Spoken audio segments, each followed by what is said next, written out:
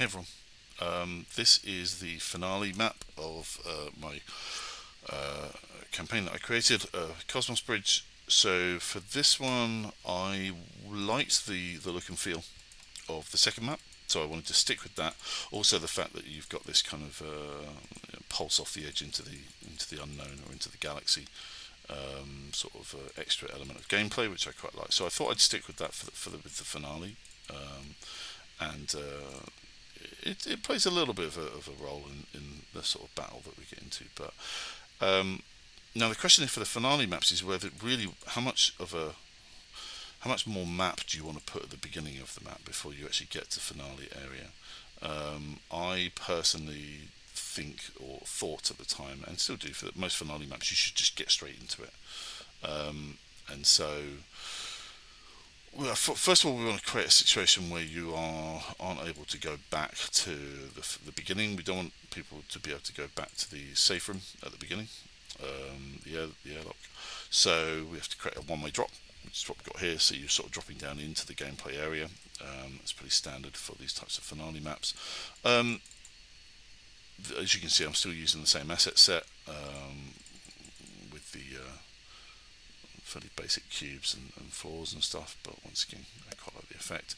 And then the other thing to note, actually, I guess we didn't talk about it before, is just the effect sort of over the edge of the ship, which is basically so it's the skybox for the galaxy there, and then I added an upward light source, so it's like the sun but shining upwards underneath, and then I added fog to the map at a lower level.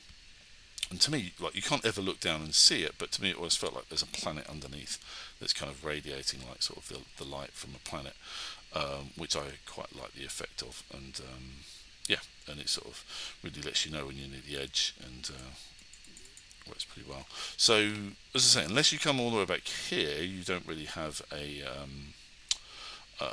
too much of an opportunity to pulse things off. But what you do have what it does add is, if you get up to that top level there and you get hit by the brute, you're pretty at risk of being hurled off the ship. So what it does is makes the higher ground a little more riskier for the player.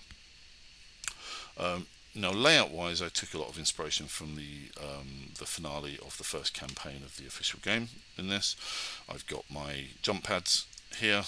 I've got this. I've got my sort of pickups are here, and I'll probably redo this a little in a later update, in maybe a patch or in the next update to the game. And then the health updates are a little further away.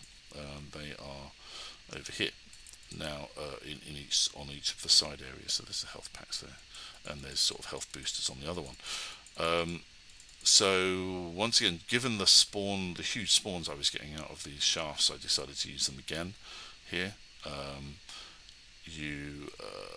It's a delivery device for lots and lots of aliens, which is very useful, because I don't want to, at this point, having them working, it's sort of, I've already established that those are a thing in the earlier map, and I quite like the effect. But then the other thing that was challenging was that all of these areas look the same, and so it's difficult if you're working with a team. It's difficult to indicate where the next batch of aliens are coming from. So by adding hopefully strong colours, taking our colours from map 1 and applying them here, the team can kind of go green or red or blue or purple. That was the concept behind it. This is a timed event. There's a button. There's no prompts or anything around the button saying, hey, if you press this, aliens will happen, but it's I couldn't get that working. I'll add that in a later version.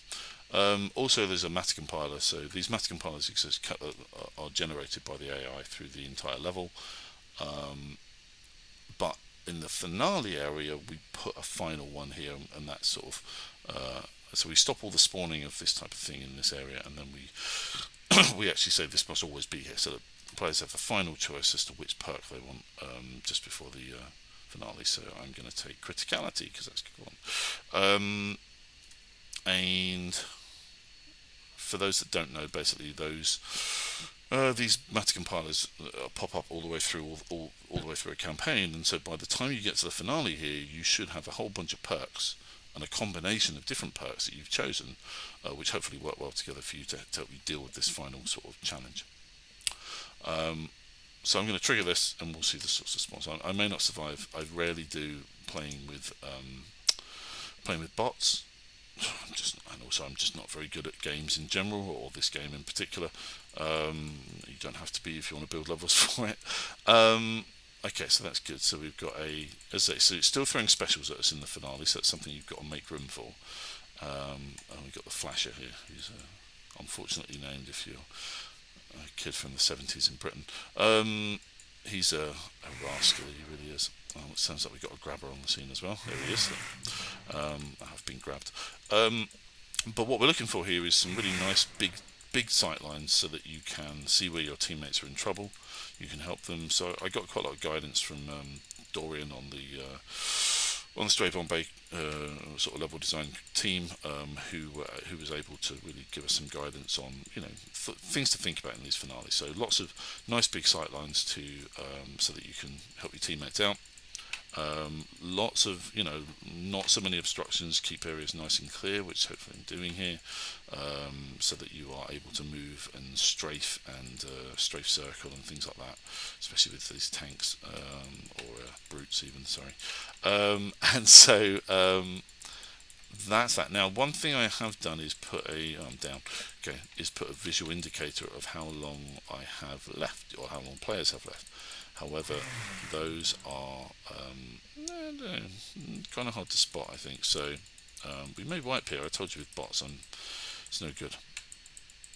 It's particularly tough, which is good. It should be difficult with bots, because I think that means it's going to be more challenging, but not impossible for players, for human players to complete it. Yeah, we're down. So